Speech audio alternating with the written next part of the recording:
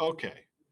And now let me see if my audio is working.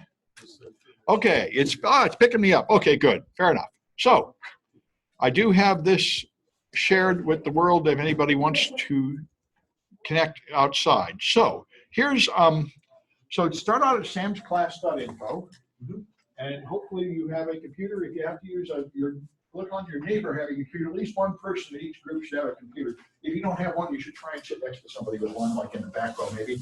Anyway, because I'm not planning to lecture very much, although I will demonstrate this stuff, but the fun part is if you do it. Anyway, so go to samsclass.info and click this exploit development hands-on.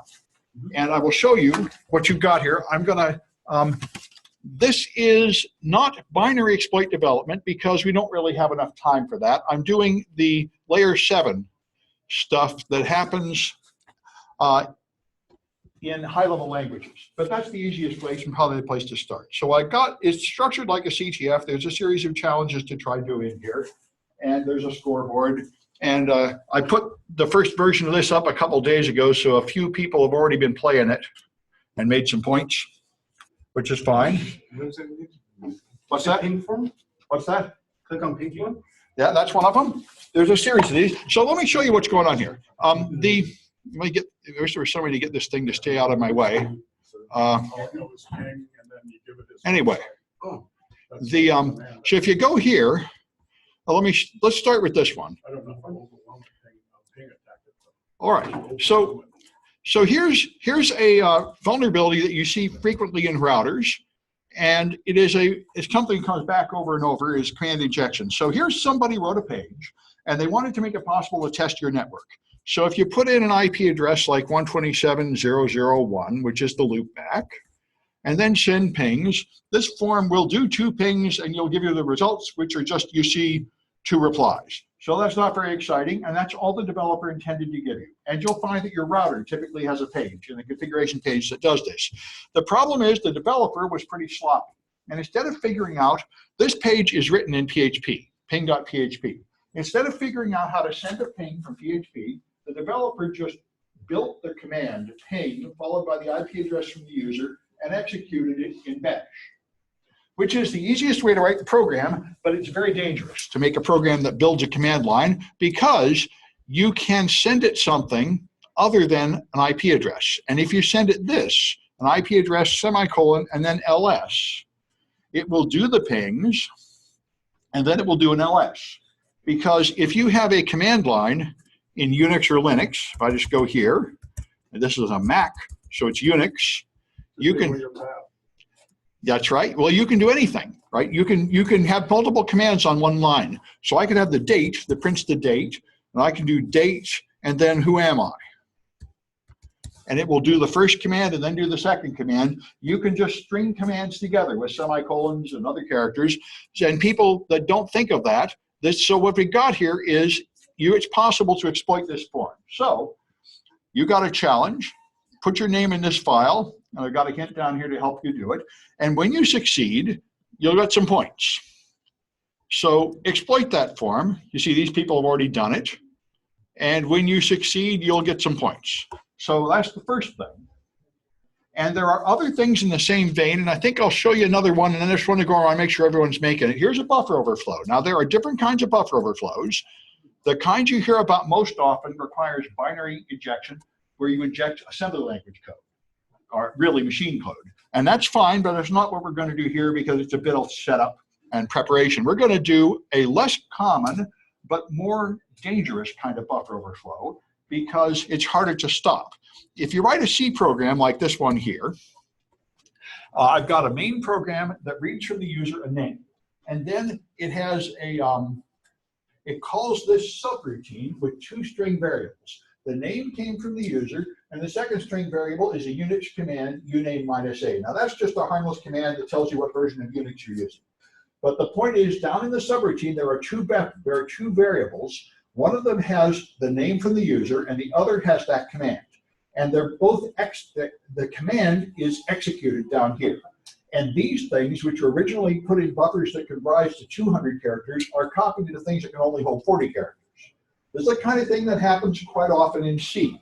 Buffer overflows are almost always caused by C, because C has this unfortunate rule that you have to specify how big something is, and then if you try to put too much data in there, it does not stop you. If you use Visual Basic or Python or PHP, and you set room for 10 characters and then put in 100, it will just allocate more room to fit in 100. C will not do that. It will just start at the beginning of your 10 character string and write the next 100 bytes without worrying about the fact that it's gone past what should have been the end of that variable. And that's a buffer overflow. And this kind of buffer overflow, where one variable leaks into another variable, is rare, but it's very difficult to prevent. There are defenses against the other kind of buffer overflow that override an entire stack frame, but not this one. So the result of this is, you got a form down here. If you put in your name and say execute, then it just prints out your name, and then it executes this command, uname -a, which tells it a bunch of information about your Linux version.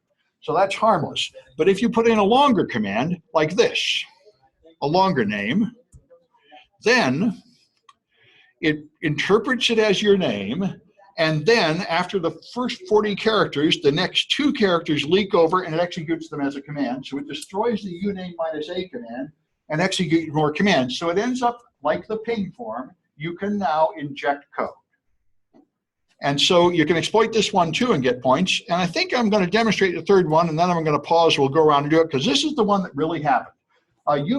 I don't know how long you guys have been in the business, but some of you look like you might be old enough to remember there was a time when people would say Linux is more secure than Windows.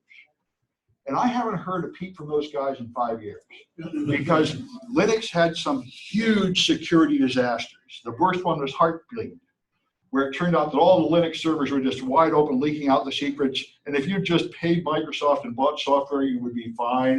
If you paid Apple, you'd be fine. You use the free stuff, it's just blown in the breeze. And that pretty much ended this belief that Linux is more secure because people are auditing it. So, well, people could audit it, but maybe they're not really doing it. It's not like you paid a bunch of staff to audit it. But anyway, one of the other disasters, which happened around the same time, was ImageMagick. ImageMagick is an image processing library, and it's on almost every version of Linux. And let me find a picture of something. I think I'll just use this. So I've got a picture of the logo for this conference. So if I save this image on, say, my desktop, okay, let's save it right there, and it's called TORO.Hack.ping. That's a good name for it. Okay, so someplace around here, there it is. Okay, so this is something you have on a lot of websites. You have a page where you can put up an image, like it's a profile or a chat room or something, or an image hosting website. But when you put up an image, it has restrictions of how big it can be or something, or it wants to make a thumbnail version of it that you click on to show the big one.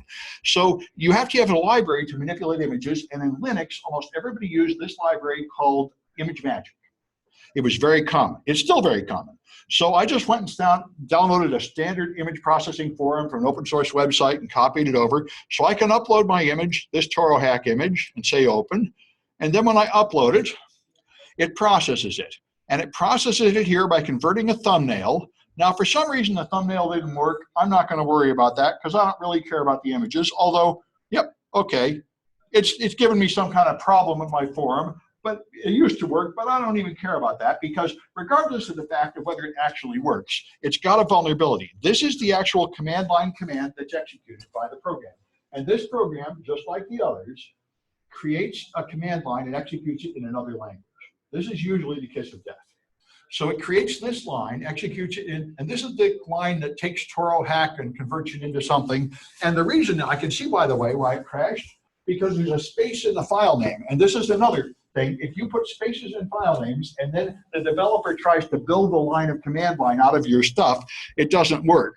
And that's a clue that they weren't very smart about their programming. But I'm going to get rid of the spaces and just upload it again, and then it'll probably work. So let me just try that.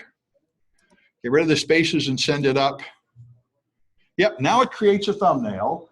And when you click on the thumbnail, you see the full-size image, and that's the intended functionality of this image board. So this is fine. The problem is it has a vulnerability. And here's the vulnerability. It's kind of unbelievable.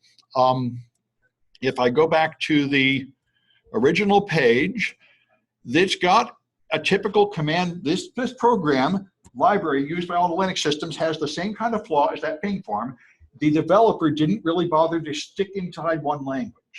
So you can take this text and put it in a file and give it an image file extension. So if I do that, yes, you just save this as anything.png or JPG. So I'm going to save that as, say, on my desktop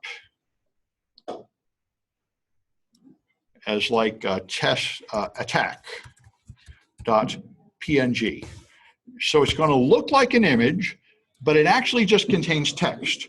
And the point of this is, for some reason, the developers of ImageMagick decided to extend their program so you could manipulate images. So one thing you can do is you can fill the background behind the image with a color. And for some reason, they don't make you specify the color here. You can actually load the color from a website. And the way they did that was by just using the curl command and taking the data from this file and putting it in the curl command to execute in bash. So it takes what's supposed to be a URL here between these parentheses and puts it in a line of bash. And of course, the point is you can add other commands in that line of bash. So here's echo hello and date.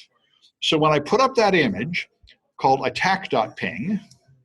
What did you mention it was called? ImageMagick? ImageMagick, yeah. And if you upload that image, now it executes this command line, and you can see here it prints hello, and there it puts the date. So it has the same flaw. You can put text inside that image file, and you can just put semicolons. You can execute commands on the server in addition to uploading images. So all these have a similar flaw. And so give it a try. I'm going to go around and look at people. I know Stuart's here too. Let's make sure everybody can get, everyone should at least get on the board. Do a couple of those and get yourself up on the board, because if you're not doing it, it's no fun. And I'll show you some more stuff, but you should be able to solve at least a few of these, at least the people with computers. By the way, these first three, you can do them on a cell phone. The first two, you can certainly do on a cell phone. Probably the third one too. Yeah. Anyway, yeah. You should all at least be able to do the ping. All you have to do is write your name into a file. By checking right unit because I used to be a big. Yeah, that's a everybody's found it anyway. Yeah, so click exploit development. To the left of the control. That's when you try the first one. I think it was dash. Oh, good. People are sitting in the room all right. Okay. Yeah, you go LS. Yeah, you got a space in there. Yeah. See, it gives a real good list in. LS-LA, it gives you more information. That was the old thing to do. I just recalled that at the last. All right, well, I'm going to go do this. How about that LS? Well, that's the old Unix. LS-LA, there's a bunch of I used to scroll. So you just say who is. There's another one at the end of that dude. That 127, just say like a who is. So old Unix listing? Yeah, LS listing, there's symbol listing. It'll just give the file name. That is LS, but I think it was space dash LA. Maybe there was no space in there. It's that LA. So when you put space in there, and you go. I just look at it. So I'm guessing that's the one. Yeah, it gives you more form. Look at all this. And it, look at this. It gives you privileges. Are these privileges out there? Yeah. It gives you privileges. You can do something with that. Because there used to go the CP, change CP was copy maybe. You can copy from so and so. I don't remember all my Unix. But I used to help it with I don't know. I get it. It's like saying you like English. You got to use English. In this country, you're going to use English. You know, so Linux Linux uses pretty much the same stuff as you. Very close. That's right, that's true. What was the other? Let me think. Oh, try who is. Stick that 127 so it says type in who is. Here? Yeah. Who is? Wait, together. Who is? Yeah, all together. Let's see if that's. So you'll see Two packets. It's given something. Or eliminate the LS and just say who is. Give it to me. Yeah, yes, so. You didn't, you didn't include the. This is a result of having the single, like, you're excluding like the single.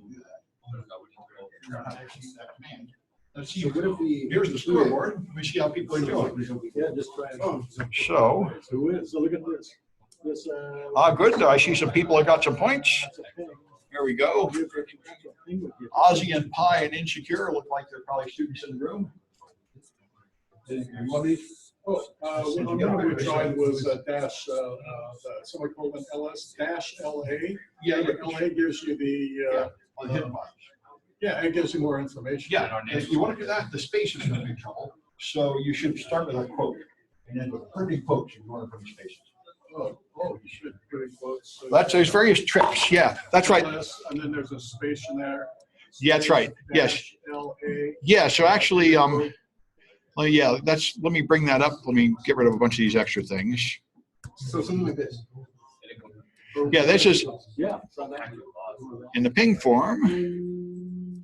Here, yeah, yeah, if you want to do a command like ls minus l down here, if you, oops, if you try to do ls minus l, You put a semicolon. oh, it's working. Well, that's nice. Okay, I thought you'd need to put a quote in front of it, but I think that's the next one. Yeah. That's right. This one lets you put in spaces also. So you just have to put your name in that command with a command like that. If you put in quotes, it gives you this. Yeah. Well, then get rid of the quotes. See what happens. It worked all right for me without the quotes. Yeah, it does. Yeah. Yeah, We got a good answer. Like this. Yeah, like that's a lot of. I think that's our best. I think you can look at this one. Oh, great. What great version of the other one's fine. Are we supposed to be That's right. copying? That should work. So what happens if you look at your board? What name did you put on? Okay, well, let's ask you. All right, let's see. What we got there? It should go within 10 seconds. If not, then something's wrong. That looks like that's the right command. So let's see. And yeah, you're up here. Yeah, it's just a 10-second delay. You guys are good. Good. Yeah, so go on to the next one. Yeah, like after getting, like finding the information what we do. So you get Exploit, how do we exploit? Yeah, go back.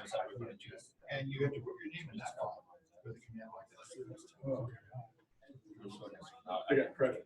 yeah, and then I've got a script running that notices when that file is not empty and puts them on this list. Wait, say that again. So, oh, we made a file in this. Yeah, you create a file with your name on it there, and this is how you can send text to a file. Echo quote text, and then greater than the file. That'll put that text to the file. So just put your name in that file there. Echo. Yeah. K-I-R-K.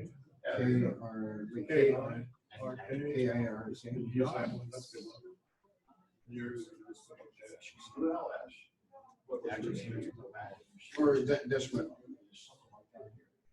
Where we at exactly? So it was. 127 was at 001 and then semicolon ls space dash LA. I'm a little bit lost. So it's, we got okay with the 127 0.0.1 and then semicolon and then no space here. LS 127.0.0. Well, Let me double check. what he had done. Oh, right here. Yeah, yeah, like this, there it is, right there. Just maybe you can copy it and paste it. No, I have an idea, but Oh, all of that, get all of that stuff from there, yeah, like that, yeah. Copy that, and then throw it into the. Your favorite one. Yeah, that's a lot. let me do it manually. So, Yes, if you want to get one, it was actually. You can also use that dollars IFS, which is a metacharacter stands. Glad you're at it. KIRK. Yeah. KIRK. Did you do it? See if you guys got on. I got Peter, I got you, Manha. Ah, it looks like two people got on at once. That's all right. Well, that's the first challenge. So something like this. Yeah. Oh, see, that is so hard to do.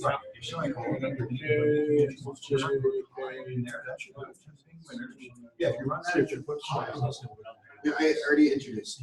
Okay, yeah, then it should pop up on that list, inside J, K. Inside from Ty should appear up here. DJ. Let's see. Scroll down slightly. Yep. Yep, there your high just made it up there.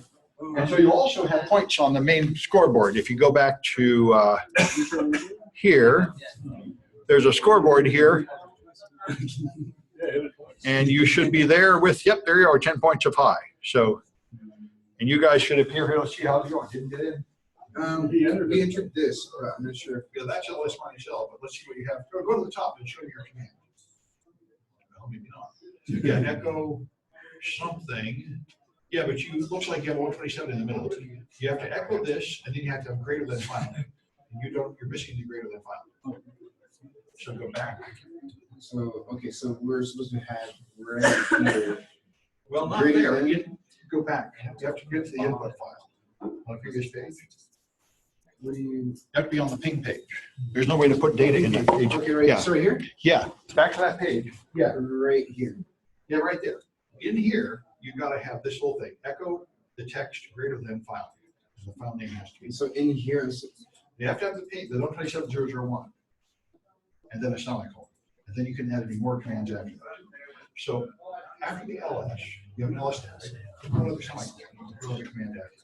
another semicolon. So the ls. After ls. Yep. Right here. All the way on the right. Yeah, because here you can put this. You can chain commands together if you put a semicolon between. Oh, okay, I understand. Yeah. And it's as if they each ran on their own line. Good. I see a lot of people are up here. Now just keep going. Let me see how many people have got all three done. I think nobody's there yet. Well, that's fine. And I'm not going to go ahead until some people get there, unless Insecure is in the room.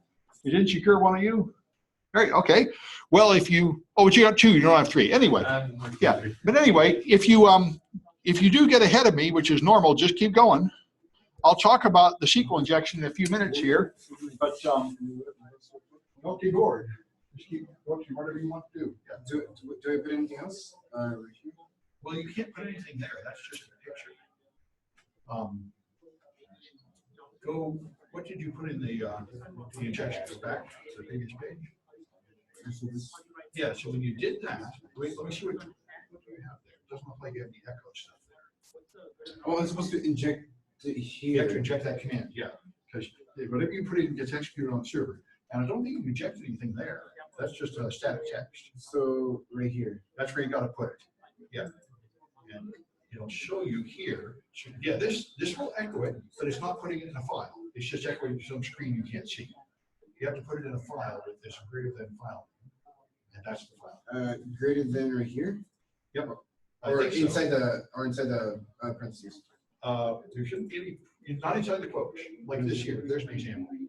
This will put hello in the file. Okay, so yeah. The quotes go around the text, and then you have the right. Good. So echo. Here's our quotes. Yeah, tell you where to put it. Do we have to put food?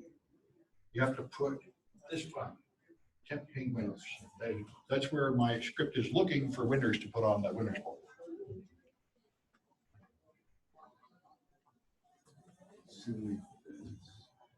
I think got some pretty good drones over there. Yeah, I think, hopefully it's. Let's see this. Yeah, that looks pretty good. So take a look at the scoreboard. Just go back to the main page. Wait, main page, so. Yeah, right here. I'll go to the top. There's the scoreboard. And see, you should be on there. Maybe not yet. It should be there within a few seconds. It updates every 10 seconds. So maybe something's wrong. Let's look at the one for the winners for this particular challenge are here. And looks like something didn't work. So let me see your command again. So I had this. Yeah, go ahead. And then I had. Can I change this? Dash LA, semicolon, echo. Then I had this. And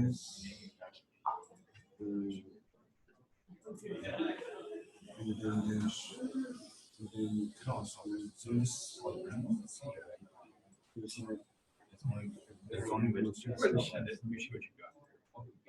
Lost your internet connection. First, you got to fix your internet connection. And you're better at that than I am. That's what I was thinking. There, okay. It was just, Yeah, I guess. So let's see. Now it'll tell you. Now I should see it. So it's echo this stuff greater than 10 ping winners. That looks pretty consistent. Or should have taken about LA. The LA is most. LA gives you more details. Yeah, LA gives you more details. But none of that matters. The second command, echo this. That should work. You should appear up here. So it's got all their Permissions. Yep, there it goes. Okay. Yeah. Well, good. And so you guys should be on the board. Over here. Segment buffer. So yeah, there you are. Good. All right. Do you know something about buffer overflow? To do that, I just put in something really long. Oh yeah. Put in something long, it just doesn't handle it. Yep. So whatever it is, look in here. If it's 80, put in 100 things. Yeah. So buffer is like that. So if you were to put in, just throw that dude in and see what happens. Until it's screwed up. Yeah. Good. That's what I gathered. If it's greater than the specification. Yeah, if you just put a lot of data in a buffer overflow, it will cause a crash. Then this is by the way what exploit development is. First, you find something that creates a crash where the server just stops, and then you try to refine it into something that has a control of the results instead of just crashing. That's the process of exploit development. Turning just a denial of service exploit into hopefully a remote code execution exploit where you can do anything you want. And that's. So you're testing it, you keep probing it over and over. Well, there's a system. There's actually a sort of well-known algorithm. First you find a crash, then there are tests to see if the crash is exploitable. Then there are various categories of exploitable crashes and different ways to attack each one. The buffer overflow, the most common type is a binary one, and you end up being able to control the extended instruction pointer. You can see it in assemblies. You can hijack the address that's being instructed, that's being executed. This is these command injections are the simplest, where you can just type commands and they get executed right away. Binaries, you mentioned binaries? Yeah, binary exploitation is where you do this stuff not at high-level language like Bash, but in the binary machine language itself. And that's more powerful, but it's much more complicated. There's quite a bit of setup required for that. Exploitation is complicated. It is. I teach a whole class in it, and we have to first learn how to read assembly language to some extent. You have to understand how memory is actually used by the computer, and then you overflow regions of memory into other memory. That's memory corruption. And that's the most common kind of exploit. But these command injections come by every now and then, and they're, of course, celebrated because they're much easier to exploit. And so I think I'll show you the SQL injection, because even if you're still working on these, you might want to look at these other ones. SQL injection is the one that has the most importance in the real world. More than 90% of all the stolen data in the world was stolen with this attack. If you only know one thing about security, this should be it. So let me, there's a tutorial to go through, and there are some challenges after you understand the tutorial. But I'm just going to talk about the tutorial here because if you have not done SQL injection, it is one of the most important things you should learn. So I'm going to reset my database. And, okay, so here's a database. A database is this is the simple kind of database called a relational database. When I was in business, what most business people do is the first program they understand is Excel. And they try to use Excel for everything, and it works for a while, but after a while you have customers and products and returns and pays and taxes, and pretty soon it's too complicated to fit into an Excel spreadsheet and get your job done. What you really need is several tables that are connected to each other. So here's a very simple database. Somebody else wrote it with these silly names, but the point is this is a very simple model of a database. The database is this whole pile of data, and the data in this case is two tables, a table named users and a table named SSN. And the SSN table has some social security numbers, and the users has a field to tell you whether these people are administrators or not called isAdmin. So normally you'd have addresses, credit card numbers, dollar amounts, and stuff like that. But this is just so you can practice it. So the way you use a database is typically use structured query language. This is the standard language used. There are 3 major versions of it, and I'm using the free one, MySQL. They're very similar. And here's what it looks like. You execute queries, and they look like this. Select star. You say, I want to select something from a table. Now, the SQL users database is up here, this thing that contains username and isAdmin. If I use a star, it will just give me all the data from that table. So select star, I submit that, and I get all the data from the table. So that's a very simple query. Now I can do other queries, and I got a few down here to try. So simple next thing you could try, of course, is to get all the data from the other table. And there I can get it. And this is why you just shouldn't let the whole world execute select commands on your database, or the secret data will just come right out. So you don't, the purpose of a web application is to make it possible to use the database in a controlled way to do things like purchase products without exposing all this confidential data, like the data from other people to you. So if you go to Gmail and log in, there's a database someplace with the password hashes. And when you log in, first it makes sure that you have a valid password, and then it lets you see your data, but nobody else's data. That's the idea. So if you didn't control it properly, you'd be able to just see everybody's data. And of course, that's what most of these attacks do. Yeah. Just this. And that's why you don't let users type in these commands. You need the extension SSN? Yeah, I just made the extension SSN, exactly. Yeah, and they're all, yes, because this is not something you expect users to, you don't let users do this. This is what your administrators do, and they write code. And so they're just asking it to find data, and anything they ask, they can get. This is okay for the administrators of your company to get, but you would not want ordinary users having this kind of power. So, all right, so here, for example, you can select from a table for certain records. I can have a where clause, where name is Hurt Derper. That will get just this one person's data, and this is more like what happens when you log in, or when you open a page to see your email. What it actually does behind the scene is select the data where the name matches your name, so you only get your data, not somebody else's data. And this gives me just the one record with this one person's data, and that's okay. That's what you would expect to see for something like your profile. So now, suppose you look for a name and it's not there, like Fred. There is nobody named Fred. So if I try to select data for Fred, then I get nothing, no results. That's not a flaw, it's not a crash, that's as intended. It's telling me there are no people named Fred. But suppose I have somebody named O'Neill. That's something I might reasonably have. So if I put in O'Neill and run that, now I get this error message. And this error message you will see on the internet frequently. And when you do, it's the end of the world. This error message means that they have a SQL injection vulnerability. I have an error in my SQL syntax. Now, in the first place, if you have an error in your web app, you should never just show a raw error message to the end user. This is unprofessional, ugly, undignified, confusing. You don't want normal users to ever see this kind of automatically generated error message. You want them to see a page that says, we're having a problem, please contact our help desk, or something like that. But the worst thing about this is the type of error. This is a SQL syntax error. What that means is I put in this data, but because this program is written using apostrophes as delimiters, what the SQL did was interpret it as a name of O. This is the beginning quote, that's the end quote, and then this would be a SQL command, but nil is not a valid command, so it crashed. And what that means, when I confused it about the syntax, that means some of what I sent was interpreted as a command instead of data. So what I have now, like this is how it always goes. First you find a denial of service attack. I'm able to confuse the server and it fails. And if you're clever, you can turn a denial of service attack into a remote control attack by writing something more clever. So what this means is when I'm just putting in data like a name, if I was smart enough, I could put a valid command here and it would execute. And that's what we're going to do. So for example, I can do this one.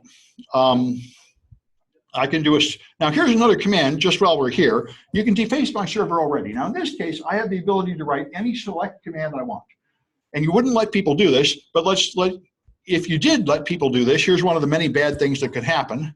I'm going to write a file called temp, and I'll call it CSUDH. And I'm going to put hello into it. You can put anything in any file. So I can deface the server. I'm going to put hello into a file called temp CSUDH. And it did not give me an error message, so it worked. And I can find that file by just going to my server and adding temp CSUDH to the URL. So at the end of this URL, I put temp CSUDH.htm, and there I have hello. So now I can deface a web server. I can put extra pages that the developer did not want on the page.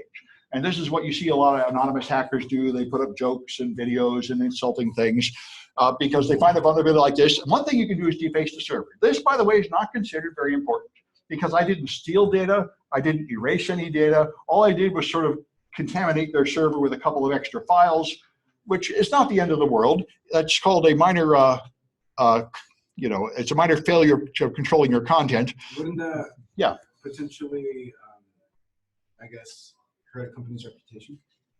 Yes, exactly. If you just leave it up there, you'll look like a fool. So it can hurt your reputation. Yeah, but it doesn't. You don't have to report it as a data breach or notify the customers or give them new credit cards or anything because in itself, it hasn't done that much harm to you. But we're going to do that much harm. So now here's the next step. In the real world, nobody lets you type a select query. You wouldn't want to anyway. But if a developer were to let you do that, you'd have far too much power. What they do is they let you do things like this: log in and fill in forms, or you fill in fields like the name of a product, the price, and stuff. So this is a search form. I can search for users. So if I search for Herp Derper, I submit and it finds Herp Derper. Now this you find everywhere. You can search for other users on Facebook and Gmail and everywhere. All right, so maybe not Gmail anymore, but certainly Facebook. And so the problem is, what if I had an apostrophe? If I put an apostrophe in the name, now I get the SQL syntax error, and that means it has the vulnerability. I just have to write a very careful query. So I can now, by putting an apostrophe in my name, I can pump data out of the database, but only if I know the names of the tables. Now, I could try just assuming they use normal names like users and customers and prices and credit card numbers for the tables, and that might very well work if you just get a list of common tables, but you don't have to because the way SQL works is there are a few automatically generated tables that always have the same name. So you can ask the database what the names of the tables are, and you do it. Here's the first one for SQL. There's a thing called information schema tables that contains the tables in the database. It's automatically generated. Every time you create a table, it puts it here. That's how it works. It had, just like if you save a file on your disk, it adds it to a directory, so it knows where the file is. This is the directory of tables. Yeah. Like whenever you, in Angular, it does the same thing. Yeah. Whenever it generates something, it says content. Yes, and that's why those config files are a gold mine of information. Yeah, so now that I know the name, this name is always the same, table schema, and this name is always the same, information schema tables, so I can put in a name like that. Now, the other thing is that where clause. That where clause might look a little funny, but you'll see it on the next page, you'll see why you do it this way. So what I did was, I gave it this username all the way down to there. Now that username, in a well-designed database, that would just be interpreted as somebody's name. And if somebody doesn't have that crazy name, you don't find them. But because this has a vulnerability, it mismatched the apostrophes. So it matched those two apostrophes, so username like empty, and then the rest of it, union, select table schema as username for information schema, and then it had to have a where clause. And I put A equals A with a missing apostrophe here, because that will match the apostrophe that the developer put there. So now I did not break the syntax by having an odd number of apostrophes. If I had an odd number of apostrophes, I would just get a syntax error. But now I have carefully created a well-crafted command that is not erroneous. It won't crash, it will run, and it will give me information I'm not supposed to see, and there it is. Instead of usernames, it gave me the names of the databases. So that's the point. This is how you pump out the names of databases. So now I found out there's a database called SQLOL, which is the one that contains the goodies. And so the next step after you know the name of the database is to find the tables. And you do this by getting table names, again, out of the information schema. So this goofy name has the property, again, I fed in a name that is that long and horrible, but it's carefully crafted with an even number of apostrophes so it matches the apostrophes the developer put there and creates a valid command. And now this tells me the name of the tables. And here's the tables, SSN, users, and users too. And the SSN looks like where the goodies are. So to get the information from the SSN database, I can find it here. With this command will show me the names of the columns, because you have to know the name of the database, the name of the table, and the name of the columns. But I can just ask the SQL server to tell me all that. I don't have to guess. And so this is the one that does that. And again, I put in that as the username, and it turned into this long command, but this gives me column names. And the column names pop up down here. So there's a table named SSN, and it has fields called name and SSN. So now that I know that, I can just ask it to hand over the data. And the fourth one down here is the one that does that. This is the one that dumps out the names and social security numbers.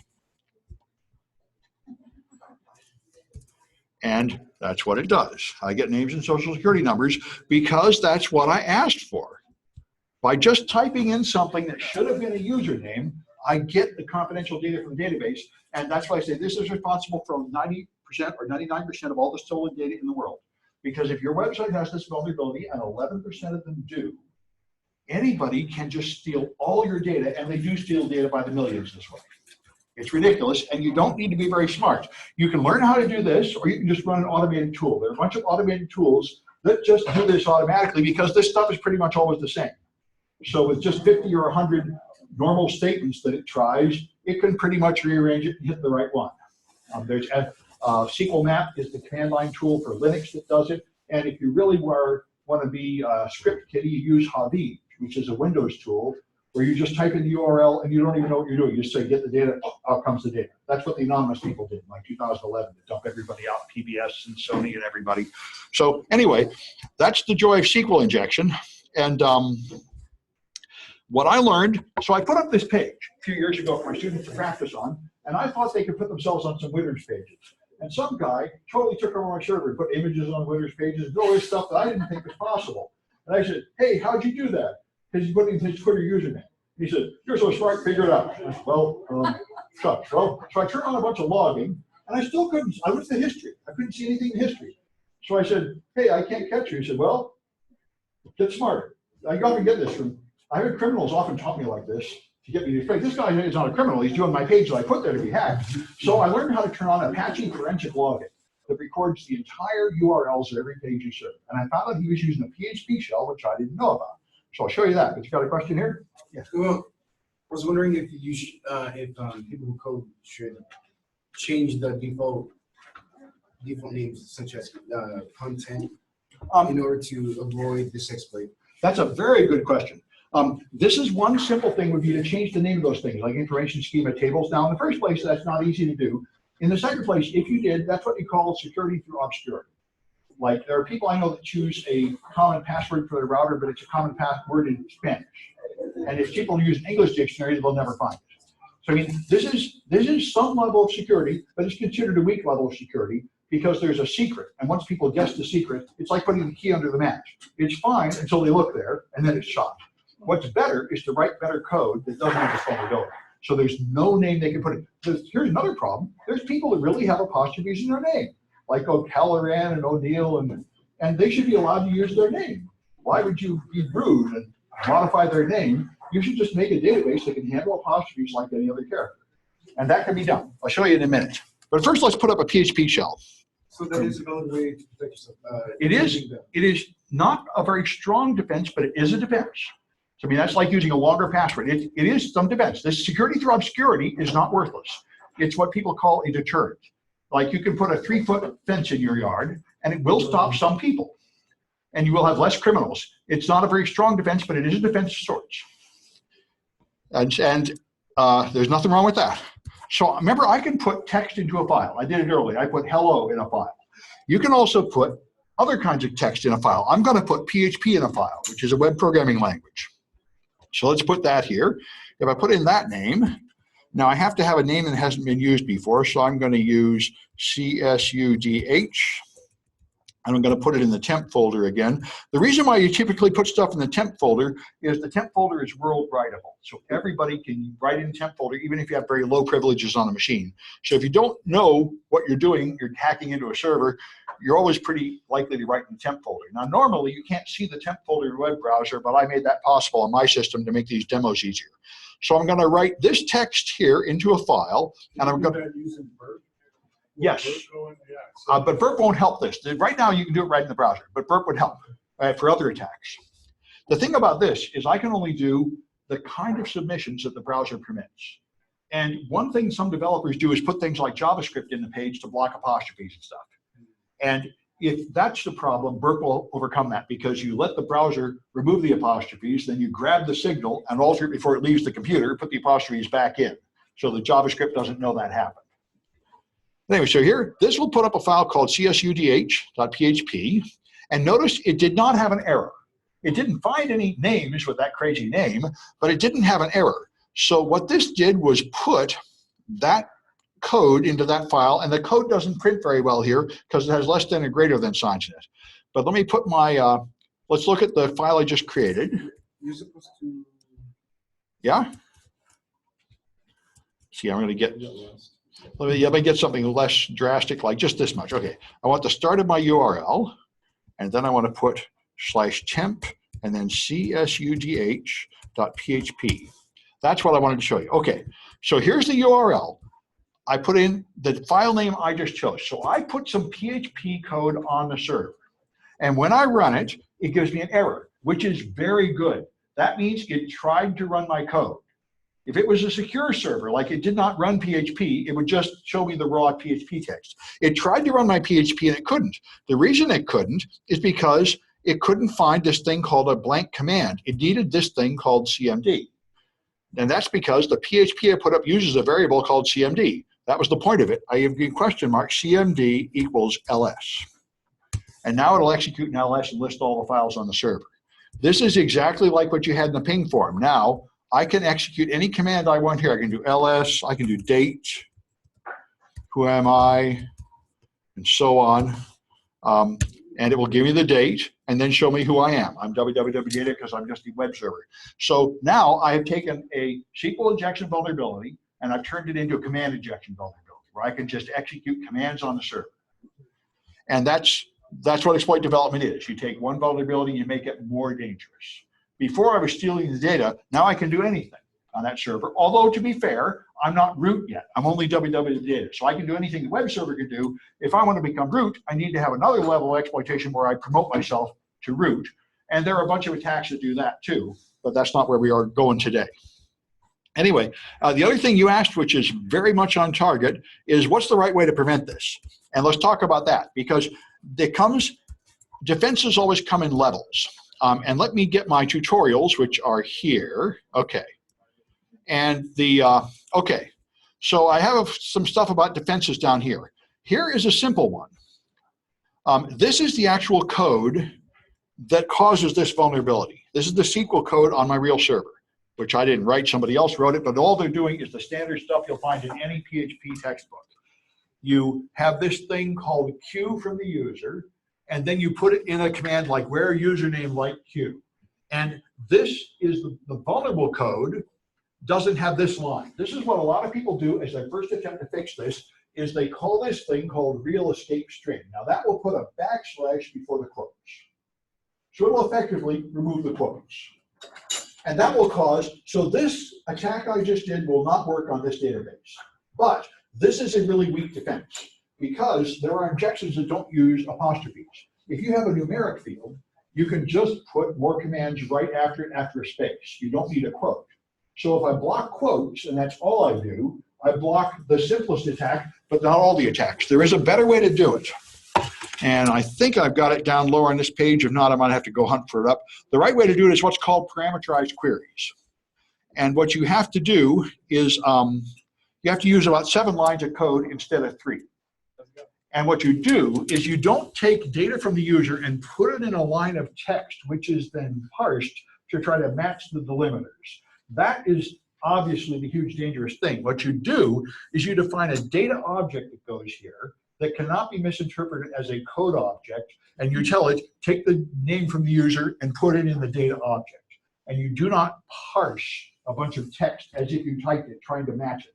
And that is foolproof. Nobody's ever found a way to exploit that.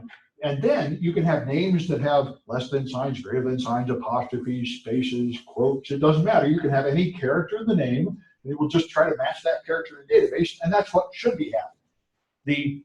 The interpretation of some characters as meta characters, which end commands, is not appropriate in the context of a name. And that's the flaw here. We've put items in a line of text that really have different meaning, and we let some of that come from the user, so that's what caused all these problems. We have sloppily used something that came from an untrusted source and put it in something that could be misinterpreted as a command.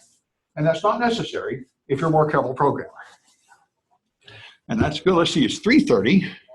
Let me see. I might just show you something else fun. I think I'm going to show you SAML forgery. This one is great fun, and it also shows you burp. So what we've done so far just uses a normal browser as intended. You just type in stuff and hit submit, and you use whatever submission process the developer gave you. Sometimes the developers put defenses in there, and you want to get around it. So let's attack this thing. This is, again, very relevant to real-world stuff. So, whoa, that's evil. Oh, but it's not secure. It's unsecure. Okay, go here. There we are. All right. So this is the page. By the way, this took me a week to do, but it doesn't take a week for you to do to exploit it. All right. So what I did was, this is what really happens on most of the web. If you go to somebody's site, like a game or a chat site, you typically don't make an account there and have a different password. Typically, you click a link and log in with Facebook or log in with Google to use this site. That turns out to be better for everybody. That way, the developer doesn't have to have a database of passwords, and you don't really have to trust the developer so much. You trust Google. But if you think about the way this works, works with SAML. SAML is the typical technology used to do this. It's security assertion markup language. And the way it works, notice where I am. I have a thing called sp.samsclass.info. That is the service provider. So the service provider is written by typically a small company. That's something like a game or a chat service or something. But I don't, when I log in, so right now I'm not logged in. So the kitten is asleep. It says you have to log in. Now on my server, I have an account called user1 PWD and user2 PWD. So you have to log in. So I click this. Now I had a bug underneath that picture. As soon as they click on that picture, oh yeah, they get it. Oh, I certainly could. And you can totally do that. And there are backdoors in a lot of things like that. And that's another kind of vulnerability that, yes, that happens. But this one, I have a more serious. So now I've gone to some other provider. It looks totally different because I'm not at the same company. I'm now at idp.sam/info. This is the identity provider. In the real world, this would be Facebook or Google or something. And they're probably doing a very good job of making a secure website that you can't easily hack into. So you log in here, and you come with their good name and password. And when you log in, they give you a token, like an ID card. That's called a SAML response. That is the security assertion markup language. And what that says is, I am user one, and I have proven that to the identity provider. Now I log in, and it sends me back to the service provider. And the service provider now knows I have logged in as that user. So here's the question. Suppose I want to impersonate somebody else. There are two ways to do it. I could trick the identity provider, and that's probably going to be hard. If they are serious professionals like Google or Facebook or somebody, they probably have hardened their stuff. Or I can fool the service provider, and that's probably going to be easy because this is probably written by amateurs that really don't know much about identity. That's why they use the identity provider. So the question is the service provider dumb enough to fall for a forged identity card? And of course, mine is, that's why it's fun. And this is like if you go into a bar and they go to show you an ID and you're underage, you have a fake driver's license. Now you could really go to the driver's license bureau and somehow trick them into giving you a license, so you just make something that looks kind of all right, and they might fall for it. And of course, the second procedure is what you're going to do here. And it's worth seeing how you do it. In order to do this, you have to use burp. So burp is a free proxy. It runs here, and a proxy server listens on your machine. You're listening on my port at 8080, and what it's doing is it's just listening for web requests and forwarding them onto the internet. Now, you can take a browser and point it through the proxy. If you go into the settings of your browser up here in Preferences, and then search for proxy, you'll find a proxy settings here. And so you can tell your browser to use a proxy, and I told it to use port 8080 as a proxy. You can also redirect traffic by taking over somebody's router, moving cables, putting yourself physically in the middle, hijacking their ISP. You know, there's plenty of ways to do this to other people without their knowledge. But right now, I'm doing it deliberately myself so I can control my machine better. So when I go someplace in here, like here I am at Bing, and I'm going to search for, say, Fred in Bing, that found some stuff called Fred. And what happened is it passed all that data through burp. So if I go down here, burp shows every request and response, and one of these is going to show Fred in it. I don't think I'm going to hunt for it too much. Here's a login. Here's Bing. These are the raw requests that went up to the server to build that page. And if you watch a web page, you'll learn a lot about web design. You have all these little components to make it up. So let's attack that login page. If I go to SamLOL, okay, .samsclass.info, here's the page with the sleeping kitten. Okay, so if you go to burp, here it is loading that page. It loaded it from my service provider. I did not go to the identity provider, so I don't have a valid login, so it shows me the sleeping kitten. I haven't logged in yet. So now I'm going to log in. Let me clear this old stuff just to make life simpler, which is clear history. Okay. Now, do you know how you got past that this one part and got to the kitten? Yeah, get rid of the HTTPS at the start. It's not HTTPS. Yeah, thank you. Yeah, it's a mistake on my page. So now if I log in here, I'm going to put in user1 and password. Oh, you're right. Thank you. It won't take it without that. Good. PWD is the password. So I'm in. Okay. So here's what happened. I got, so it started at the service provider, and then I clicked login. It went to the identity provider, and several requests and responses went by. And after I was done with the identity provider, it went back to the service provider and gave you a different answer, because now I'm authorized. And the reason I'm authorized, these ones turn purple because I've added a thing to burp just to attack this called SAML Raider. SAML is so popular. By the way, not only is SAML used all over the internet, it is also spectacularly unsafe. Until about 5 years ago, there was a research paper came out about 5 years ago. There were 14 major SAML frameworks at that time, and he proved that 11 of them are vulnerable to these attacks. Most of them have been patched by now, and the way I made this page was I loaded one of the current ones, and I found some code and commented it out to degrade the security down to fall for these old attacks, which took me a week. But anyway, so now I understand SAML better than I ever did. And I have sympathy for developers. A lot of developers do this. They're trying to install something, the deadline is coming, it's not working. They finally just comment out some stuff that isn't working and call it done. And they've often broken something important, but you know, you gotta beat the deadline. It seems to work fine. What the hell? What can you do? So here's this plug that had me log in, and you can tell this is the request that logged in because I think you'll find the You got the cookie. Well, it's got the username and password in another list, but this purple one is the one to look at. This is the request that went to the server. And here's the response, which contains This is what I wanted to show you. There's this thing called SAML request, and someplace there's a SAML response. Let me just go back to my service provider, and there it is. Okay, this is what I wanted to show you.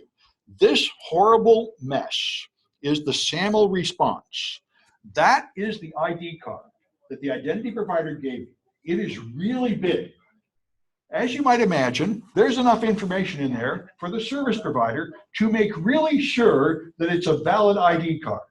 But not all the service providers do that. And if you want to understand it, you can take it apart with SAML Raider, which is the greatest thing since sliced bread. And I actually did it by hand for a couple of projects and had great trouble until I discovered SAML Raider. What SAML Raider does is it unpacks it. That is readable XML data encoded with base 64, and this is what it is.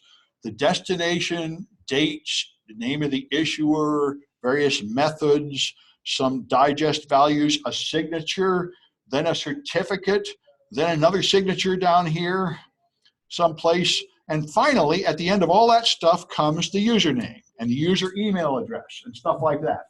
So this is my ID card. I am this person, and all that junk up above there proves it if you really use the recommended library and nothing goes wrong and you do all the tests, which are complicated, which involve validating the certificate and everything. And a lot of developers skip over that part or don't get it right. So if I lie to it and I change the username to admin, I can't do it here because this is burp looking at history. I'm on the history tab. So if I want to modify it, I have to catch it in another way. I go to intercept it with intercept here. And now I want to log, first I'm going to not intercept it because I got to log out first. I log out. Then I say I'm going to log in. Then I get ready to put in the username and the password. And now I'm going to start intercepting requests. So I turn that on. What was the password again? It's PWD. Okay, and so I log in, and now it doesn't go any further because it's intercepted it. So the first request is not very interesting. I'm going to forward that one. The second request is the one that gets the ID card, and that's why SAML Raider picks it up. This is the one that contains the SAML response. So I'm going to modify the SAML response in this one. So if I modify it by changing this to admin instead of user one, this is just like taking somebody else's driver license, whiting it out and putting my name on it. Let's see if they're so stupid they'll fall for that. So now I turn off the intercept, and no, they're not stupid enough to fall for that. Wait, this is Chrome. I got to be in Firefox. Okay, I get an unhandled exception. So an error occurred. The programmer is kind of sloppy because, like I said, you shouldn't let your customers see this stuff, but they didn't let me log in. An exception reference validation failed. So they aren't going to fall for that. If I just change the name and I don't change any of that signature stuff, they realize that's no good. But there are many other ways to do it wrong. And of course, they're doing some of them. So let's log out, because we don't want to be user one, and try logging in again as user one, because I have to have a valid name and password to get past the identity provider. I'm going to forge the card later. So I turn back here and turn on intercept again, and now log in. Intercept has caught it, so I forward this one. I look for the one that contains the SAML signature, and this is it. Okay, now I found out that just changing the name doesn't work, but what if I remove the signature entirely? This is called fail open. Yeah. So the intercept is kind of like a middleman. You can actually Yes. inject data. Yes, exactly. Instead of sending it to the web, it sends it to the proxy. The proxy holds it and lets you examine it and modify it, and then sends it off. This is why any kind of processing taking place on the client is unreliable. I can just take the signal after the browser is done with it and modify it. So if you use client-side JavaScript to remove bad characters or limit the length of fields or dollar amounts or anything, you're fooling yourself. I can still defeat all that. You can only trust code that runs on your server. You can't trust any code that runs on the client. You might do it to save time and make it more convenient for normal users, but you can't trust any of it to be a security boundary to stop anybody. So I'm going to remove the signatures, and it says message signature successfully removed. So now it has no signature at all. And let's forward that. Now it should not take this. If I turn off intercept, what happens is I don't get an error message. I'm still logged in as user 1. And this is a quite common error. This is fail open. They have some kind of test in the code that says if signature passes some kind of test, then go ahead. But if it fails a test, that routine returns some error like 1, and it's misinterpreting that as time to go ahead. This happens pretty often. If some condition, it happens in PHP pretty often.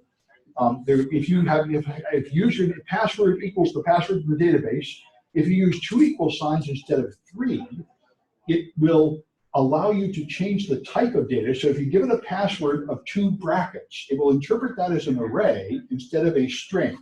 And when it tries to compare an array to a string, the answer is -1, which is interpreted as true. So there are often cases where error conditions are interpreted as success by accident. And that's what happened here. No signature was accepted because whatever code they wrote assumed there was a signature, then saw if it was right. If there was no signature at all, it got confused. So that does suggest that I can probably get in, and indeed I can. If I turn off the intercept again, and okay, I go back to here and log in as user 1 and password. Here, turn on the intercept. Okay, now I go to burp, and I forward this one, and here's the one I can raid. So I remove the signature, and now I change the name to admin. And now I let the traffic through, and if I go to Firefox, there I am. I now win. I've now logged in as admin, and I can now put myself on the winners page and all that jazz. So this is, it's a simple concept, just like forging an ID to get into some secure building. And it relies on the fact that no matter how good the identity provider is, the service provider might not be so good, and usually they aren't. So anyway, that's one I wanted to show you, was SAML exploitation, because it's important. And looks like I got a little time left. Let me see if there's one other kind of fun to show you. Let's see what the fun thing is to show you. I got more of these to do. Did you say this is an older exploit? Yes, most SAML frameworks have been patched, but that means the official code, if deployed in accordance with best practices, will now work. 5 years ago, even if you did exactly what you're supposed to, it would still fall for this. Now you just have to do everything right, and you'll be okay. Which is not great security. But in the past, even when you did it right, you were still hosed. So that's a step up. But developers that make mistakes will still get hosed. And I must say, I did Android apps. I did hundreds of Android apps. And Android apps are the worst code in the world. It's like taking Time Machine back to 1992. It's just unbelievable. They're sending your username in plain text to the web. They're not bothering to validate any of the certificates. You can just use forged certificates and they'll take it. You can forge the signatures on the apps themselves and they will just take it. I went through the top. In fact, let me just point you at this. That's probably the most interesting thing to show you. On Apple phones, how are those things? They are much, much safer. Oh, better. The iPhone is much safer than Android for several really important reasons. The first one, probably the most important of all, is the iPhone will not let you put any apps that don't come right from the store. You can't email an app and put it on your website or anything, and they clean the store with humans examining the stuff. So there's essentially no malware in the store, and you can't put malware on the phone. The second thing is the whole phone is encrypted before you start using it, starting with the iPhone 3S. They're all encrypted, so if somebody steals your phone, they can't read any of the data. That's awesome. Android phones are typically not encrypted, except the most modern ones and the most high-end ones. Because Android is an open ecosystem, they aren't willing to limit you. So you can make a cheap, rotten Android running an old version and sell it for a low price, and Google doesn't stop you. And you can make cheap, crappy apps that are no good and deploy them on your website, and they don't pass through Google's store, and they have no chance to block you, and you can use them because it's free. You can put your app anywhere. And so a lot of the apps you get are just horrible. Yeah. I think you need to encrypt it. You need to go onto iTunes and select encryption. No, not on the phone. On iTunes, it's not encrypted by default, or rather, it is encrypted, but Apple has the password, so they can let the FBI know. But the data on your phone, iPhones are encrypted by default ever since 3S. So I actually pulled my profile off of there, and I lost something, and I think there was 2 profiles. One I saved it, and one of them I encrypted it. I could not Right. unlock that one. Right, you're talking about the iTunes backup, right? Yeah. Yeah, the backups are not encrypted, but the phone itself is. If somebody steals your phone, there was a security researcher, a forensic company tested this. They bought 100 used iPhones on eBay, and they were not able to get any data off any of them. So, and if you hit reset on your phone, it really works. Because all reset does is delete the key. The data is already encrypted. And that is extremely effective. You can safely reset your iPhone and resell it to somebody else and have no worries. This is emphatically not true of Android, and it is not true of a laptop like a PC, or for that matter, a Mac, which were also not encrypted by default. And there's no easy way to clean it now that we have SSDs. Is there an Android OS that is more secure than? The latest version is always more secure, but since Google doesn't control it and they don't even have an update process that is designed correctly, the number of people using the latest version of Android is 0.5%. It's insane. Most people are using operating systems that are more than 2 years behind on their patches, which is the kiss of death. There are just known attacks. You can just point and click to get in. You know, not patching is the worst thing you can do. Because after a few months, an exploit is out there, and the only thing that will save you is the patch. Is there some sort of operating system that you can, that you know are secure that you can implement? Because well, you can take over. With You can put a custom ROM on your Android and control it yourself, and then you can put on the latest version, and then you'll be a lot better off. You can take over control of security, and then if you are a good administrator, you can improve the security. But your average user that just buys it and gets the updates the provider feels like providing is typically at great risk. However, to be fair, it still doesn't happen that often. The total number of infected Android phones is only about 1%. So it's not as bad as you might think it would be. But I think that's probably be the last thing I show you. We're just near the end here, is these Android things, because it's probably the most interesting. I did go through this a couple of years ago. I went through the top 10 top 10, I wanted to find the most important companies. So I went through the top 10 banks, the top 10 stockbrokers, and the top 10 insurance companies, and they're all vulnerable. And the Bank of America's at the top. Yeah, well, they are number one. This is in order of size. I just went to a website, give me the top 10 banks. And so here's what I sent them in 2015. This is my vulnerability report to them. You can, if you plug in an Android phone and you turn on Android debugging, you can just suck apps right off the phone. They're all just sitting right there.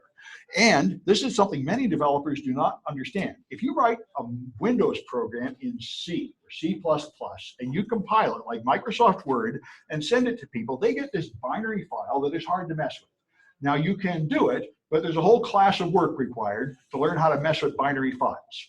Android is not that way. You get source code because it runs in a Java virtual machine, a Dalvik virtual machine, and that thing uses bytecode, and bytecode is almost the same thing as Java. So if you have the Bank of America app, this is the real Bank of America app, you can just execute a pull command and pull it off the phone, and you can open it with an open source tool called APK tool because it's just a zip file. You can unzip it and get the components, and when you do, you can just look for things like card number, and you'll find ATM debit details activity just sitting there, and these files ending in .smalley. And if you open them and look at them, this is what you see, just readable stuff. It looks very much like Java. This is what passes for machine language in Android. It's called Smalley, and you can read the names of variables, the names of folders, set card number string, yeah. Will this information still be on the phone if you do like a hard factory reset or whatever?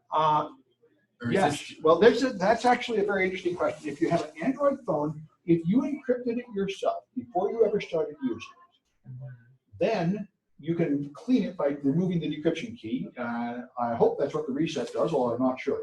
But if you didn't, then it's putting copies of the data all over the phone, and you can never erase them. This is generally true of all SSDs. SSDs do not have there's no way to erase them except to physically destroy them. Because if you buy a 100 gigabyte SSD, you get like 105 or 110 gigabytes. There's extra because it blocks fail frequently. And it silently replaces the failed block with a good block without telling the computer. So when you tell it erase every block, it doesn't really hit every block. The ones that have a read error are lost, and you can't reach them to erase them. There's no way to erase them, and there's no way to verify that they've been erased. Some of them provide firmware erase commands, but you cannot verify that they worked, and they often do not work. This is why USB thumb drives and anything containing an SSD, you should not donate it to a college or give it or sell it. You should just grind it up and destroy it. That's what people do, because there is no way to really be sure you've erased it unless you do what Apple does, and it's got encryption turned on before you ever start. So everything that ever went on there is encrypted. Then when you delete the key, even the fragments that are off somewhere are still encrypted.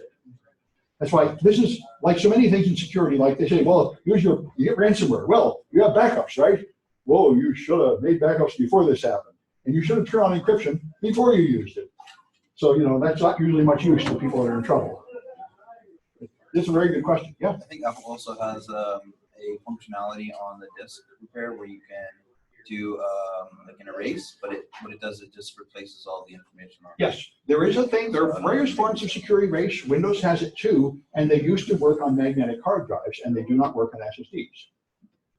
And by the way, they don't work on large magnetic hard drives either, but this is not public knowledge. I got it by private communication from Travis Goodspeed.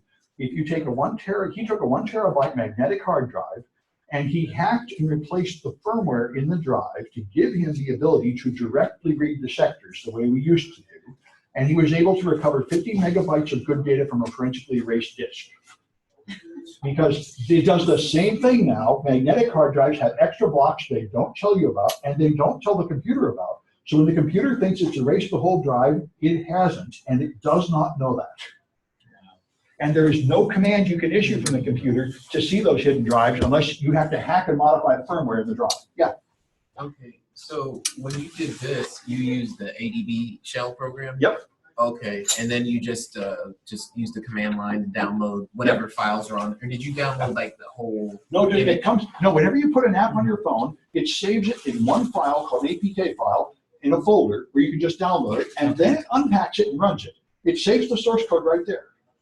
So you don't even have to. You can, by the way, just download it straight from the Android store too. Yeah. So you said Android uses bytecode? Yes, they use Smalley and bytecode. And Smalley is bytecode. That's what this stuff is. And it's not at all like machine language. It's quite readable. So what I did was I wrote a Trojan. I took the Bank of America app and I added the code you see in green. It turns out the way this works, you have 16 local variables. They're like registers. And you have to specify how many you're using. So I changed this from 3 to 5. So the code that lets you log in with your credit card number, I found it by just looking for numbers like words like card number that are readable in the text. And then I found so I'm stealing the card number and the PIN here. And this is the code that takes it and puts it in the log. The log is the syslog, available to every app on the phone, public information. I wanted to make one that sent it right up to pastebin, but making a TCP connection inside Smalley was too much bother. So I just put it in the log. So I added like these 6 or 8 lines of code, recompiled it, re-signed it with a fake signature, installed it back on the phone. It works fine. It talks to Bank of America. You can use it. And that is ridiculous. This is so this is what I told them. I said, dude, you shouldn't let me do this. I shouldn't be able to read the variable names. It shouldn't accept an invalid signature. If you want a secure app, get the NFL app.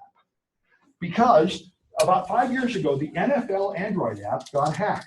And they were so humiliated, they actually fixed its security problems, and it's a really good app. If I do this to the NFL app, as soon as I open it, it says, wait a minute, this app is broken. You have to download a fresh version before you can do anything.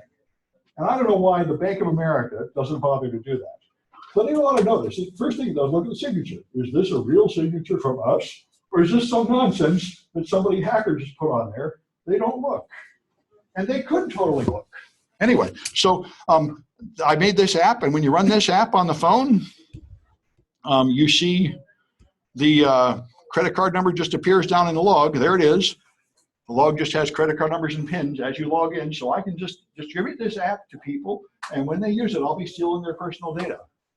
And this has happened many times, that the official Google Play Store has modified apps like this. I reported one to Spirit Airlines. I was going through airlines after these, the banks and insurance companies, and Spirit Airlines had an app that was really awful. It sent your login and password in plain text. So I sent a notice to Spirit Airlines, and they said, we don't have an app. Somebody else wrote an app and put it up there. And by the way, The first Android app for the first bank on the Android ecosystem was the same. Somebody wrote an app for this bank and they didn't even know about it because they don't verify who you are before putting something up.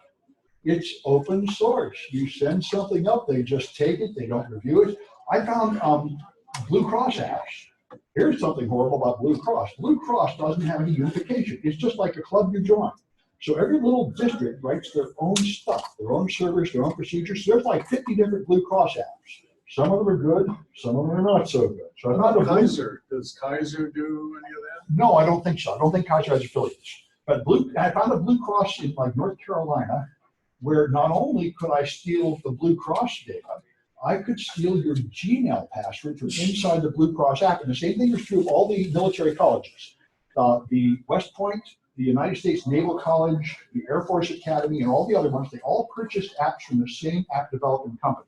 I started finding bones and reporting, and then I said, I noticed the name of the company, and I just told the company, your entire product line is defective because it does not verify HTTPS certificates, and I can just steal data. And the other thing it does, see, the secure way to write an app is if someone wants to do something like post something on Facebook about your company. You have your company, you got your app with like discounts on products and stuff, and then you click a link saying tweet about this. What you ought to do, if you want to be safe, is open the default browser to Twitter and send it some data, and that would work. But that looks ugly, and it causes them to leave your app and leave your ecosystem. So what people do is they stay in the app. The shell outside still has the logo of the company and the branding and the font and everything, and then they open a Facebook page or Twitter page inside the app with their own custom browser. And if the app is insecure, the custom browser is insecure. So I was able to steal Google passwords from inside the app for Blue Cross because they had their own browser, which was not safe. And anyway, so it's, and I was surprised myself that Google lets you put something in the Google store that leaks Google passwords. Now that seemed kind of rude, but they don't test the stuff at all. What they do at Google is instead of having humans test it, they run it through an automated system called Bouncer. And Bouncer is a virtual machine that runs the app and tries to see if it does certain malicious things. And it's so insecure that about 4 years ago at DEF CON, these guys figured out how to write a malicious Android app that would take over Bouncer and give you a shell inside Google, and you can then start scanning and taking over Google's internal infrastructure through the Bouncer product. So, you know, it's, I know, you know, it's good, clean fun. So that these could protect themselves against. Yes, this is fairly common. You can take over machines right through the antivirus. Vincent Fiso done it for several brands. If you put Komodo antivirus on a Mac, he can take over your Mac right through the antivirus. Although Komodo patched that, but that was pretty scary. Yeah. What would you use, like, for a proxy to check the APIs of on your phone though, for like Android or iPhone? Yeah, I do it in a mobile device hacking class. I use Burp. You use Burp? If I take a Mac, this is, let me just, I've got a class in this stuff, and let me just point to, this is like my favorite project. It's very obviously very useful. Here's the Hacking Mobile Devices class. It's coming by next semester and semester after. And the one that I thought was very useful is making an SSL auditing proxy. You can do this with any kind of machine, but I have instructions about how to do it with a Mac. And what you do is this. You take your Mac and you connect it to the internet with an Ethernet cable through the USB port or something. Then you turn on the Wi-Fi and make your Mac a hotspot. So it's offering Wi-Fi to others. Now you execute some command line commands with the PF firewall, and you turn on Burp, and now it will give service to every device over Wi-Fi, and it will run all the traffic through Burp on the way out. Okay. And now you connect any device you want to the Wi-Fi and surf the web, and you can see what it's doing in Burp. That's good, clean fun. And that's how you can totally find out whether it's failing to validate certificates, sending things in plain text, you know, making a variety of mistakes. This is a simple black box test. This is much less thorough than getting the source code of the app, getting the binary, reverse compiling it, and all that jazz, which is next to impossible these days because iPhones are so secure you can't even jailbreak them and get binary access to them anymore, not in the last several versions. Modern jailbreaks go for more than $1 million and you can't get them. I mean, iPhone is much, much safer. It protects you a lot. Even if as an app developer, you're sloppy and careless and make mistakes, the phone itself has so much security in the operating system that it tends to compensate for that. Android emphatically does not. I've said one simple way to understand it is if you have kids, kids are by nature vulnerable. They'll listen to strangers, wander off. So you put them in the backyard, you put a fence around, you have like parents or a babysitter watching so no bad people go in there. That's how you protect them. And that's what iPhones are like. Even if your app developer is crazy, they're in this little closed environment. Android is like your kids playing in the street. They're getting no protection from the operating system, and they themselves have to be secure. And the developers typically do not understand this. Every company I know, they just get out somebody to write their app, they outsource it to some foreign country, they just make the fastest, cheapest piece of crap they can by throwing together their libraries. They test it for functionality to see if it looks pretty and you can log in, and they don't test it for security at all, and out it goes. And they need to wise up. Yeah. Well, one way to. There's a few of these. Yeah. Seat Cleaner. I heard that one was taken over, and that I used that one, and yeah, Seat Cleaner. I used to get it for free. Now I buy it. And yeah. It. I heard it was taken over. It was. I think they took over their server and they put up a Poison update. That's fairly common that people do that. Okay. So yeah. You have one here. Well, is a good way to hide, because you can write.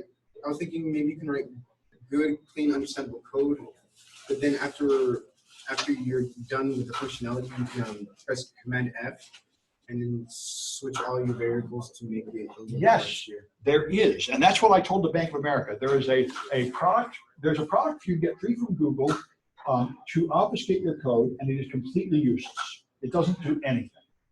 There's a product you can pay $2,000 for a company called Axios. Let me get it, because this is actually a very good point. This is how you should. This is what you should do to make it harder to reverse engineer your code. And no reverse engineering, that's a big deal. So they can't like uncompile it. Exactly. And it's here. Let me find it. It's called Axios or Axiom or something. No, let me try obfuscation. There. Here's Android obfuscators. -O. -O is one I tested that's very good, but there's another one that costs even more. -O, yeah, here's a presentation about it. Let's see if I have it saved a good obfuscator. Yeah, I can never find anything on my own site. Best Android obfuscator. See if anybody has one of these that's not hidden behind paywalls. There's a couple. Anyway, I have never used most of these because they won't even give you a free trial. You have to pay $2,000 to use them at all. But there are ones. And there are ones that will take your code and turn it into just horrible garbage. ProGuard is the free one from Google that's completely useless. It only changes about half the variable names. I can hack right into anything with ProGuard. Half the apps I used had ProGuard, but a real Android obfuscator will do a much better job, and this is ridiculous. There's something called Axiom or something. I can't remember the name of the thing. Arxan, I think. ARXAN, I think that's it. Yeah, that's it.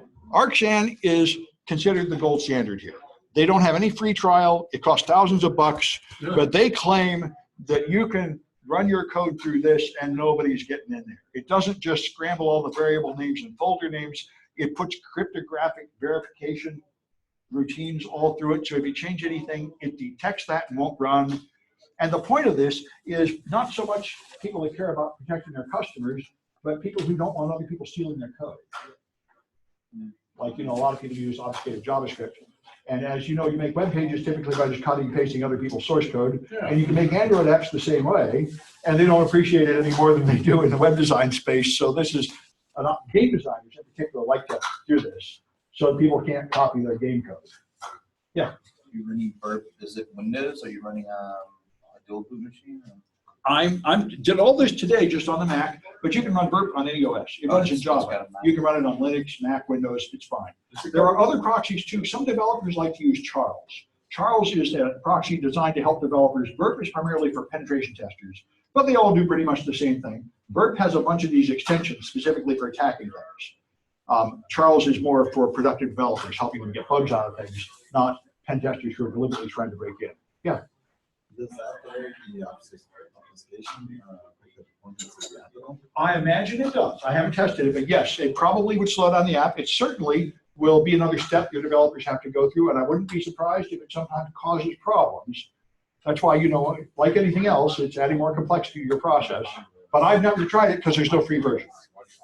But I did try -O. -O has like a 15-day free trial, and it changes all the variable names to like 25-character long random punctuation marks. And that would stop me because I'm really weak. If I can't find like password or credit card number just written somewhere, I kind of give up and go home. Although you could certainly do better, and I did that at one time. You could write a script that just dumps everything in the log, and then type in your password and just look in the log and find out what the name is. So, you know, obfuscation only goes so far. And RChan goes beyond obfuscation, where they say you really can't modify the code and run it at all. It notices it.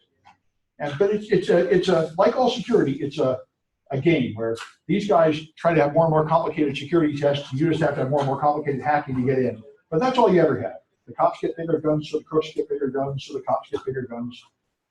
You never have perfect security. That's why I mean, if you have a weak security measure, like we were talking about a security through obscurity measure, that's not worthless. Like you can just put up a sign saying there's a dog, and there is no dog. But that will repel some attackers. You get some benefit from that. And no matter what you do, the really serious guys are getting in. Like ever since Snowden leaked that stuff, a bunch of people are selling products saying this will keep the NSA out. Don't fall. Nothing will keep the NSA out. The NSA, that is their mission with the entire might of the US military to get into stuff. If they're coming after you, you've had it. This is like, I'm a security guard. If the US Marines decide to kill you, I can save you. I say, yeah, sure you can. They can't even protect the president. I mean, who are you kidding? I mean, so you have to have a threat model. You have to decide what you're worried about and stop that. And there are certain threats you can never stop. And there are certain defenses that are appropriate because they don't cost too much and they stop the threats that really matter. And there's a lot of defenses that are foolish because they don't really address the real threats you have to worry about. About trying to find a balance between cost and protection. Exactly. Yeah. For Verb Suite, how does it behave when you're trying to the HTTPS? Oh, you have to import a certificate and tell your browser to trust it. Otherwise, it can't see the encrypted stuff. The browser will warn you. And that's what I've done. Oh. And the same thing with any other proxy. Yeah. I'd heard that the NSA, I guess it's NSA, put firmware on all the stuff produced here, and so have the Chinese on their CPUs and some of their RAMs, so that they can break in and get whatever you're doing. Well, there is some truth in that, but what is proven, I think, is that they've done that in specific targeted cases. The NSA has had targets and then intercept the UPS delivery of Cisco routers, open them up and put in stuff to monitor them, and then deliver it. But they didn't do it to every Cisco router in the planet. They just do it to specific ones where they targeted, and they are concerned that Chinese router manufacturers are doing that, like Huawei. And that's why I told US government agencies to quit using Chinese stuff. Yeah. It kind of makes no sense to use Chinese hardware. You don't know what they put in that stuff. They totally could put a bug in there, copying everything and sending it back to the Chinese government, and you would never know. So it really is kind of insane. How about Kaspersky? Those guys Kaspersky. They totally stole the NSA's data through the Kaspersky. You know, you really shouldn't be running Russian antivirus using Chinese hardware in the American military. This is not rocket science. Well, even for yourself.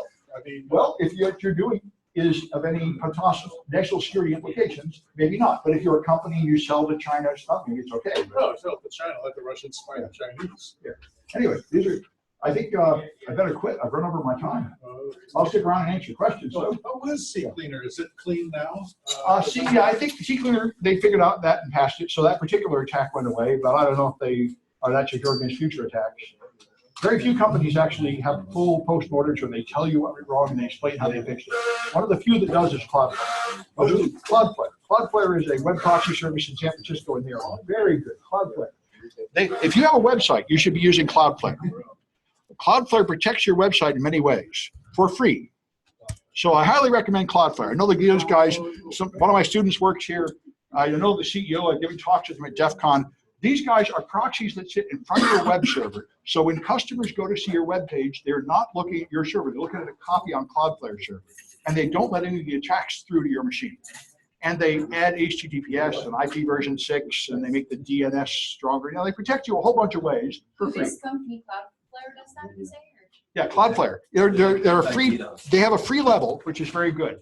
And they make your website load faster because they have huge data centers all over the place. So everybody's loading from a nearby copy instead of having to come all the way to your server. And it saves you a bunch of bandwidth too. So they're very good. I use them all the time. Yeah. So why was Apple more secure than Android when it comes? Because you said Android uses bytes. Yeah, your code is written in Java and compiled to bytecode, which is still readable. Apple code is actually compiled to machine code like Windows binaries, which is harder to read. But the main thing that makes you safer, the most important thing, is they force you to get all your apps from the official store. That gives them a chance to block all the bad stuff. And that's why if you have an iPhone, you can't put a firewall on it, you can't put any virus on it, they don't exist. You don't need them because you're not putting any bad stuff on it. Everything in the store is clean. There have been a few cases where they put something bad in the store, and if you put anything in the iPhone store, you have to prove who you are with a credit card to do that. And if you put anything bad, they ban you for life, and you can't just make another account, and you can never sell any more iPhone apps, and there's a lot of money in that.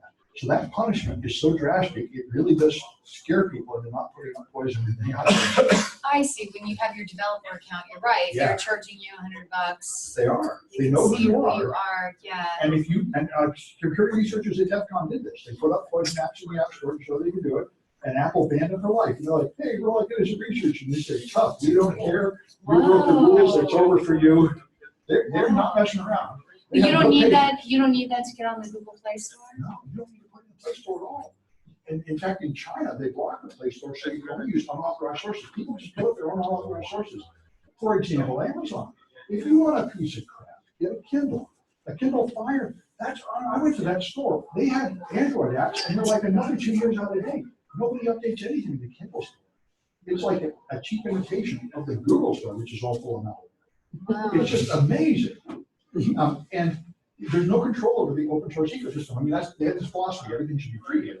Well, you know, it's free. The bad guys can just do whatever they want, and they do. Right, nothing's free. You're right, Just maybe like some of basically those free things are being Well, it's used. free in the sense like the Mad Monk in MIT, Stallman says. It's free in the sense that the apps are free. You play with it, you can modify the code, you can see the code. That's the kind of freedom it has. But that means all the bad guys are doing horrible things to the code. Are you a teacher here, by the way? I teach at City College San Francisco. Wow, I just came down for the talk. wow, what a trip. Your website? Yeah, Samclass.net. It's all there, and now I have videos. And this semester I had an exploit development class. I just made it free to the whole world because my administration fouled up. It didn't add it to the schedule. I said, who needs you idiots anyway? So yeah, That was really great talk. great. Thanks. You can see all my stuff is available online. Okay, yeah, no, I'm sad I got it. Yeah, I'm sad I came late to your thing because I started listening and you had a lot of information. Yeah, I hope So I'll so. definitely be checking out your website. Yeah, anybody's welcome. Absolutely. All the stuff that you've been talking about, you can find on your website. It's all on my website. Awesome, thanks so much. And a video of this too. I'll post this pretty soon. Awesome. Oh, where are you gonna post it? I'll On put the it. website? Yeah, I'll put it right up next to this comment. I'm going to stop it now. What's the website called again? Samsclass.info. And I'll show you where I'm going to put this video.